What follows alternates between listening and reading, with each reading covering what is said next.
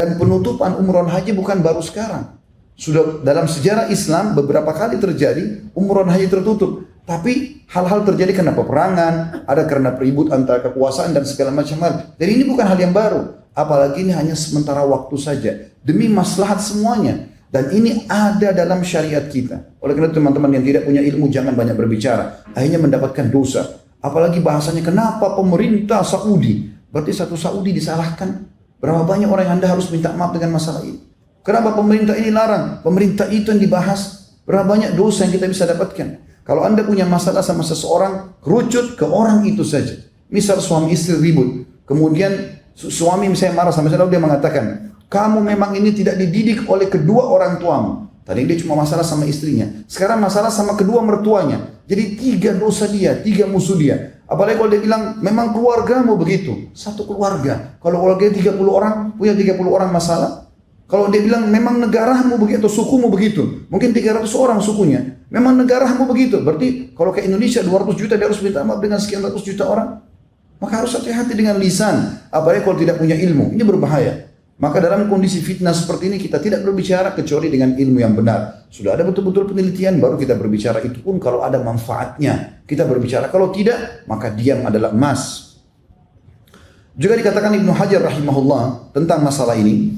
Beliau wafat tahun 852 Hijriah menjelaskan kalau larangan mendatangi tempat penyakit itu karena dikhawatirkan menular ke siapapun yang masuk wilayah itu dan larangan orang yang berada di wilayah tersebut keluar agar orang lain tidak terjangkit penyakit taun. Dan bukti bahwasanya ada penyakit yang menyebar, yang menular kalau ada sebabnya tentunya. Misalnya kita sengaja interaksi dengan orang-orang yang kena penyakit menular. Maka ini ada dalilnya. Disebutkan dalam hadis Bukhari. Kata Nabi SAW, la tadimun nadra ila majzumin. Jangan kalian terlalu banyak interaksi ataupun menatap orang yang kena wabah, kusta atau yang lainnya. Berarti memang ada sifat menular. Walaupun ada sabda Nabi SAW mengatakan la adwa, tidak ada penyakit menular, tapi maknanya la adwa tanpa sebab, bila sebab, harus ada sebabnya. Orang jelas-jelas flu, dia habis pegang ingusnya, mohon maaf, lalu salaman sama Anda. Anda bilang nggak apa-apa, nggak ketular kok. Lalu ingusnya kita gosok di hidung kita, menular masalahnya. Kalau ada sebabnya maka pasti akan ada akibat seperti itulah.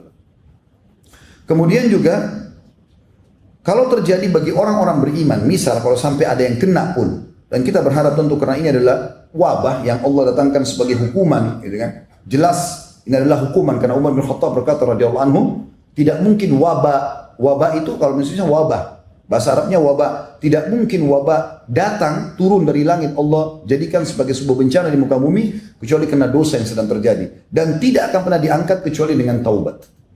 Jadi kita sebagai orang beriman tahu, yakinlah teman-teman kalau Anda orang beriman kepada Allah Subhanahu wa taala, mengikuti panduan syariat Allah, syariat Anda, syariat Islam, dan Anda juga terapkan apa yang diperintahkan agar bisa selamat dari wabah, dari penyakit sebagaimana yang kita sebutkan sebentar lagi insyaallah, maka Anda akan aman, tidak perlu khawatir. Saya ingatkan juga, jangan terlalu dibesar-besarkan. Seakan-akan harus sembako dipenuhi di rumah, tidak akan boleh salaman sama sembarangan orang. Akhirnya suami istri nggak mau salaman, orang tua sama anak nggak akan salaman, muslim sama muslim yang lain di masjid tidak akan salaman.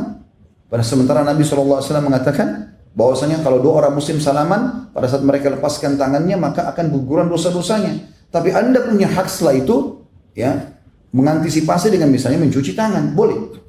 Anda boleh pakai masker, silahkan, itu hak Anda ikhtiar, tapi jangan berlebihan. Sehingga akhirnya setiap orang bersin sedikit, kayaknya corona nih. Kan jadi masalah. Semua orang dicurigai. Di pengajian saya kemarin ada yang tanya begitu, Ustaz, saya lagi flu. Begitu saya flu, semua orang sekitar saya curiga kalau saya corona. Sehingga akhirnya semuanya orang su'don satu sama yang lain. Ini juga jadi pelanggaran agama. Artinya kita berhati-hati, tapi tidak boleh berlebihan. Disebutkan dalam sebuah hadis, Aisyah berkata radhiyallahu anha tentang masalah taun. Waktu itu beliau bertanya kepada Nabi SAW, maka beliau mengatakan, innahu adzaban yab'atsuhu Allahu ala man yasha. Wabah itu sebenarnya adalah wabah taun terutama, tapi ini wabah secara umum bisa juga masuk dalamnya. Allah utus kepada siapapun sebagai siksaan yang dia inginkan. Faja'alahu Allahu rahmatan lil mu'minin.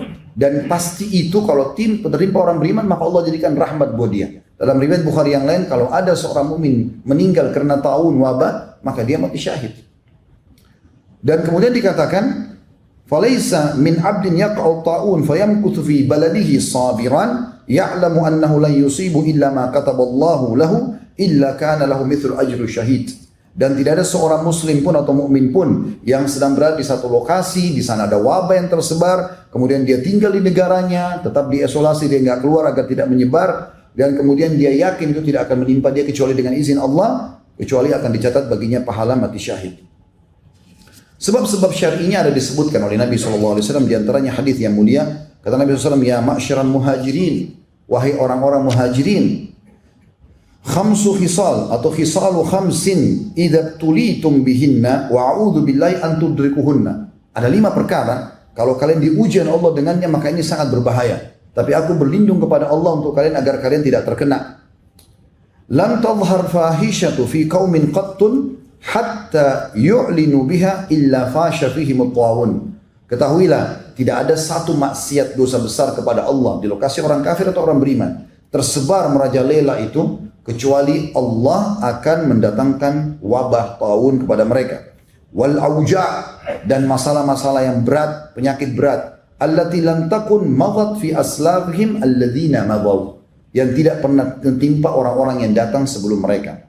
Lam yanqusul mikyala wal mizana illa ukhidu bisinina wa shiddatil mauna wa jurus sultan alaihim. Dan tidak ada seorang pun di antara mereka atau komunitas yang curang dalam timbangan kecuali pasti mereka akan mendatang atau mendasarkan peceklik dan juga susahnya kehidupan serta pemimpin yang zalim terhadap mereka. Walam yamna'u zakat amwalihim illa muni'ul qatra minas sama walaulal bahaimu lam yumtiru. Dan tidak ada seorang pun atau satu kaum yang menahan zakat harta mereka kecuali Allah akan tahan hujan dari langit, dan kalau bukan karena hewan-hewan mereka tidak akan diberikan hujan. Walam yanqudu ahdallahi wa ahda rasulihi illa sallallahu alaihim aduwwan min ghairihim fa akhadhu ba'da ma fi aidihim. Dan tidak ada seseorang pun atau komunitas yang sengaja mengingkari janji Allah dan Rasulnya. Allah mengatakan akan dapat ini, kalau berbuat ini akan dapat ancaman itu, lalu dia mengatakan tidak mungkin. Dia coba mengkhianati dan mengingkari masalah itu. Kecuali Allah akan datangkan musuh-musuh yang akan menguasai mereka dan akan mengambil sebagian apa yang ada di tangan mereka. Wa ma lam tahkum a'immatuhum bi kitabillah wa yatakhayyaru mimma anzalallah illa ja'alallahu ba'sahum bainahum. Dan tidak ada satupun pemimpin-pemimpin mereka yang tidak menerapkan kitab Allah dan mereka tidak menjadikan sebagai sesuatu yang harus diterapkan apa yang Allah turunkan kecuali Allah akan menjadikan permasalahan di antara mereka. Itu yang kedua. Atau maksudnya poin yang kedua yang berhubungan dengan masalah apa yang harus kita lakukan. Pecahannya adalah kita harus mengisolasi tempat itu. Kemudian cabang daripada poin kedua ini adalah bagaimana kita berobat. Nah, kita tutup dengan ini teman-teman sekalian, bagaimana berobat. Berobat ini ada 3 cara dalam syariat kita, dan ini sayangnya yang pertama dan kedua yang merupakan asas dilupakan oleh kaum muslimin. Yang ketiga yang merupakan akhir daripada ikhtiar, justru ini yang mereka fokus untuk melakukannya. Teman-teman sekalian, kita harus yakin dengan sabda Nabi SAW dalam hadis Bukhari. Beliau bersabda, "Ma anzalallahu da'an illa anzalallahu lahu shifa." Allah tidak akan pernah menurunkan penyakit kecuali Allah turunkan kesembuhan bersamanya. Enggak ada kata-kata tidak ada kesembuhan. Enggak ada dalam Islam penyakit tidak ada obatnya, mustahil. Pasti ada. Itu sabda Nabi SAW dan tidak mungkin salah. Ini wahyu yang sudah diberikan kepada kita. Maka yang harus dilakukan 3 hal. Yang pertama, yang ini yang orang tinggalkan adalah berdoa, berzikir, sholat, sedekah, taubat. Ini asas daripada hilangnya wabah dan juga penyakit. Mara bahaya. Dan ini banyak ditinggalkan oleh kaum muslimin. Misal, masalah doa, kata Nabi SAW, la yaruddul qadha illa doa. Tidak akan pernah ada yang bisa mengubah takdir kecuali doa. Kemudian Nabi SAW juga bersabda di dalam hadis riwayat Tirmidzi, inna doa yanfa'u mimma nazala wa mimma lam yanzil, fa'alaikum ibadallahi bid doa.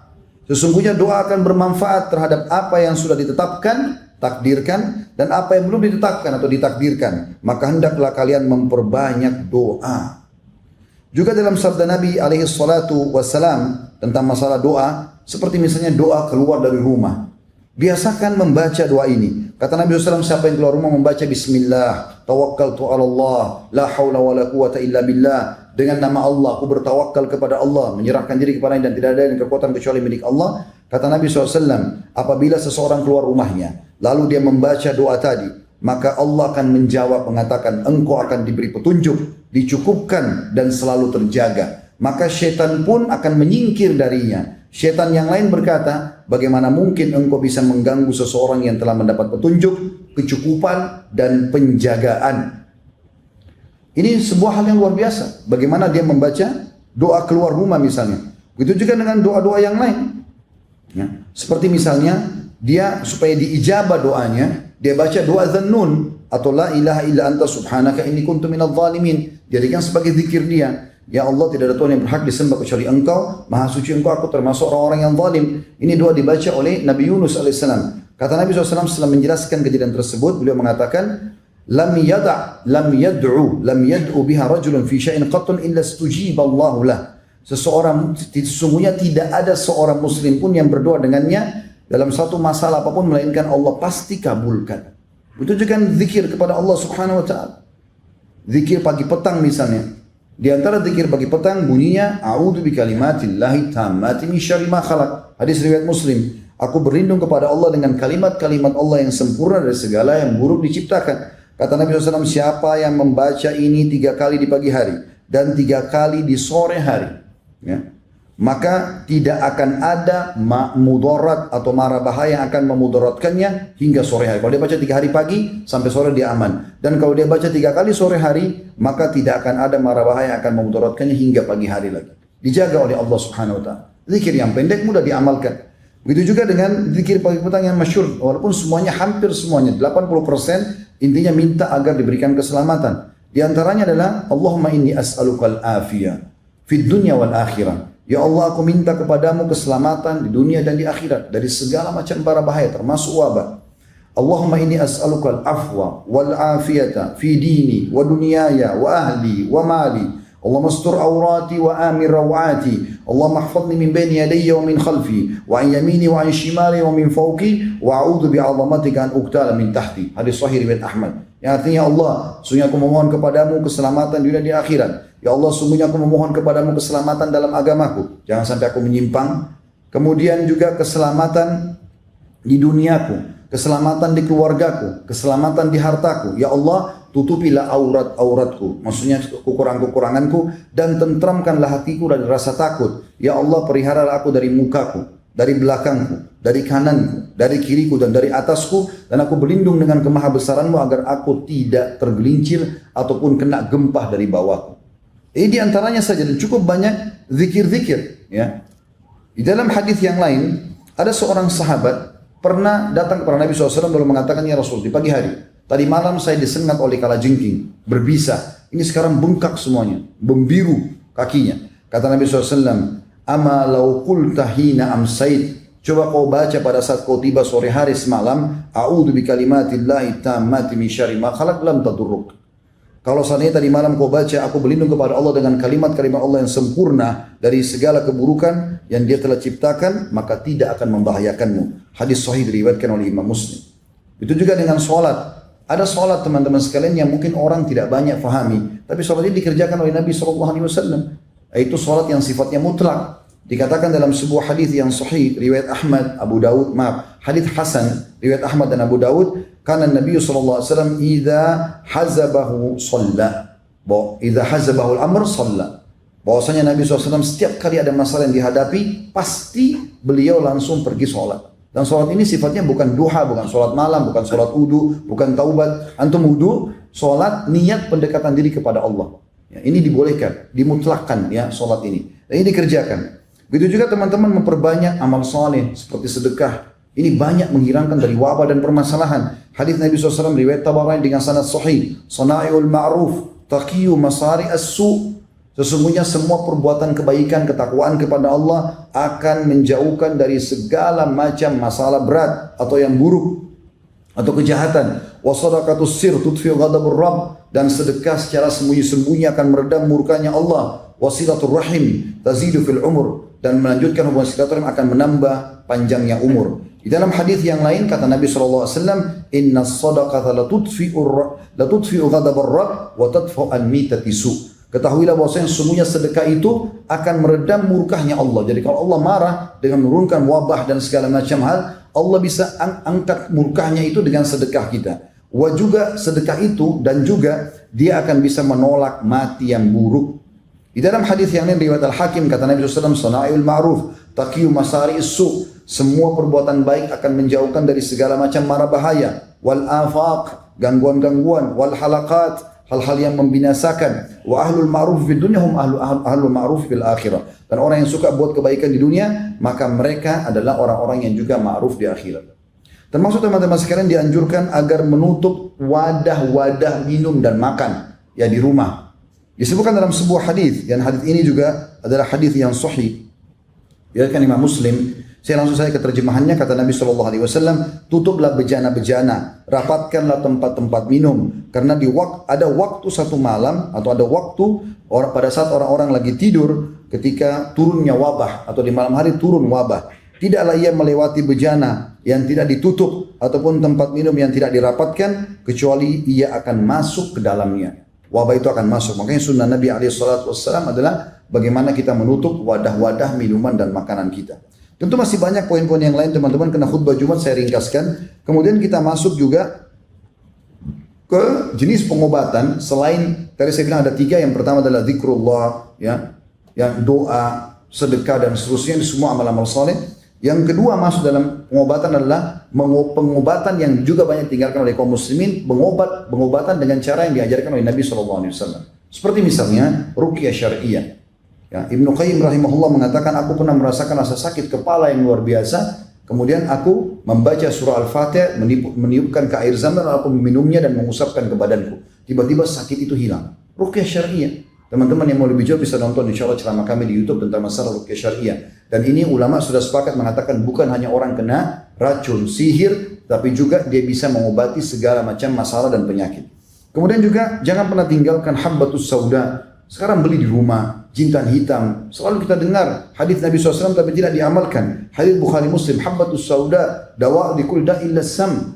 Biji hitam atau jintan hitam itu adalah obat untuk semua penyakit kecuali kematian. Kalau mati juga bisa diobati, jintan hitam akan obat. Maka diminum, konsumsi, taruh di teh kita, di kopi kita, di nasi, di sayur, di susu, minum sama madu. Ya. Maka ini anjuran Nabi SAW. Sakit atau tidak sakit, maka dia akan meningkatkan kekebalan tubuh insya Allah dan akan menyembuhkan penyakit. Sebagian ulama mengatakan keutamaannya, karena dalam hadisnya dikatakan habbatul barakah, biji yang penuh dengan berkah, karena kalau orang minum, kalau dia belum ada penyakitnya, maka akan menjadi penameng ya, atau penahan daripada penyakit yang akan datang. Kalau dia sudah kena penyakit, maka akan membantu dia mengeluarkan dirinya dari penyakit tersebut. Begitu juga teman-teman sekalian dengan mengkonsumsi madu. Madu ini dikonsumsi, tapi bukan air madu, madunya dikonsumsi. Ada orang punya 1 kilo madu, 1 tahun baru habis.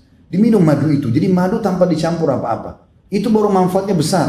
Tapi banyak orang 1 sendok makan ditaruh di 1 botol air 1 liter. Sehingga jadi air madu, bukan madunya. Madu dikonsumsi. Dan Nabi SAW pastikan kesembuhan pasti di 3 hal.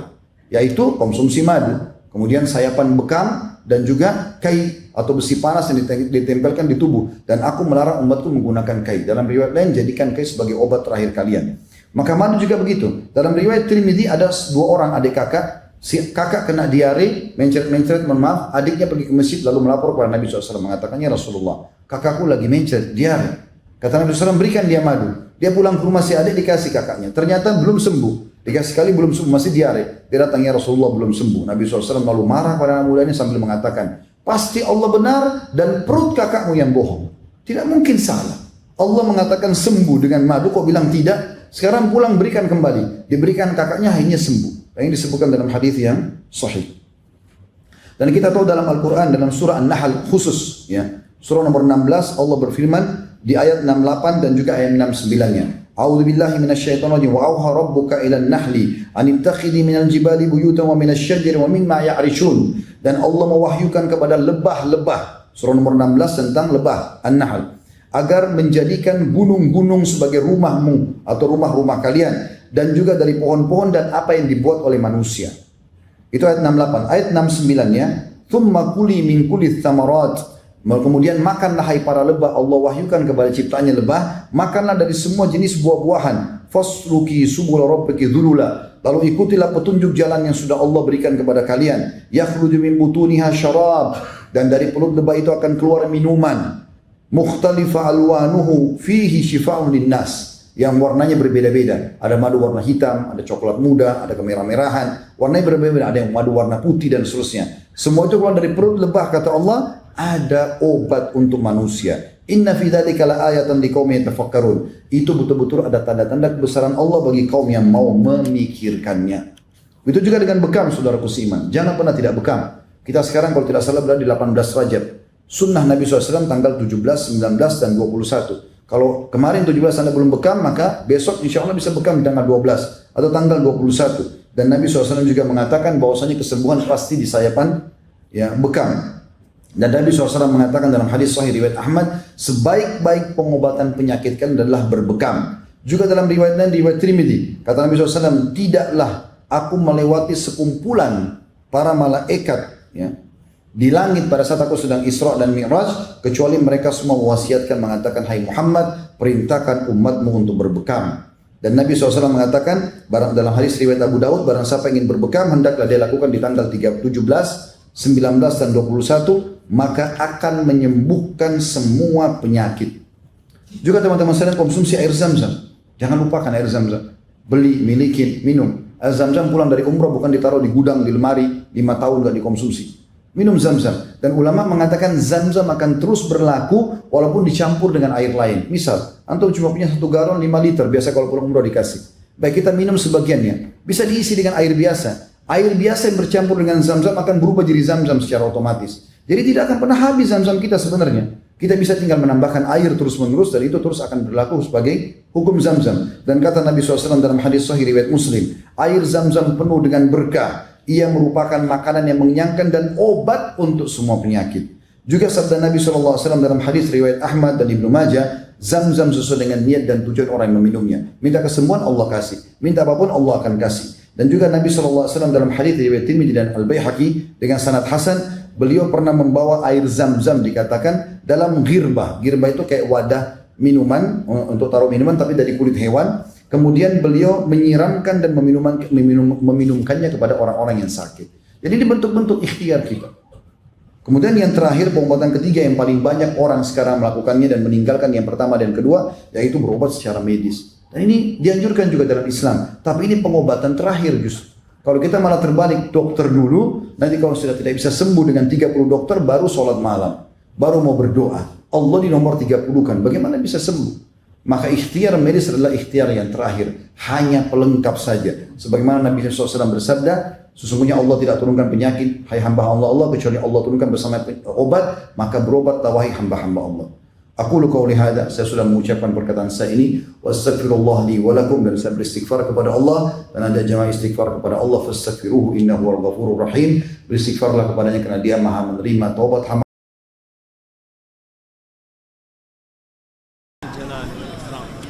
اللهم يا ربي ارحمنا إذا سرنا لما صار إليه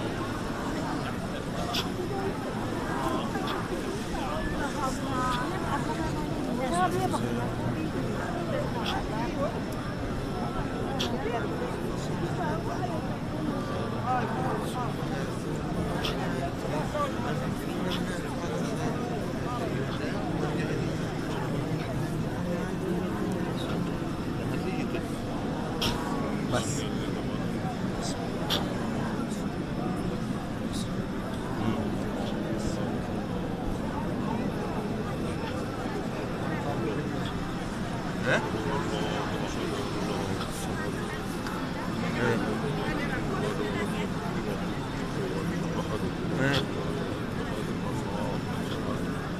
لم يولد ولم عارف ليش؟ لأنه مديره السوري حاسب. أيمن. قل هو الله أحد. في أحد في حد واحد. لم يولد.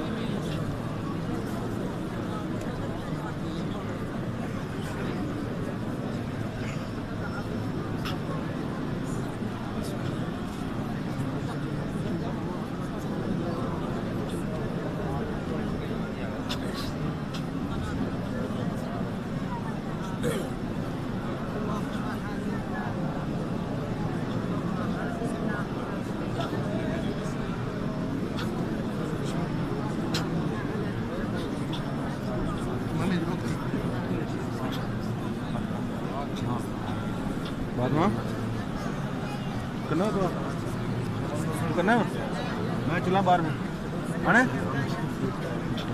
इतों ही आई फिर बाहर वापस